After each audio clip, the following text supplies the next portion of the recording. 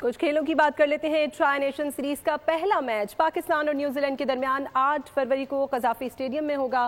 Pakistan cricket team का भरपूर training session, team के दरमियान प्रैक्टिस मैच भी जारी है। इसी हवाले से मजीद जान लेते हैं नुमाइंदा बोल न्यूज़ अफजाल अब्बासी से। जी अफजाल, अपडेट कीजिएगा।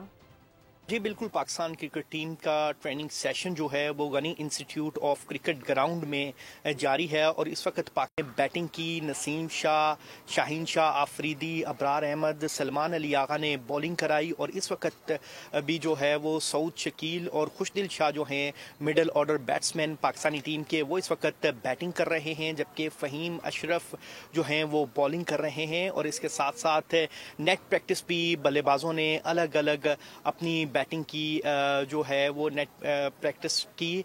और पाकिस्तान की टीम के हेड कोच आकिब जावेद ने यहाँ पर मीडिया टॉक भी की और उनका कहना था। अफजाल, आपका शुक्रिया। सब्सक्राइब करें और बेल दबाएं ताकि कोई खबर रह न जाए।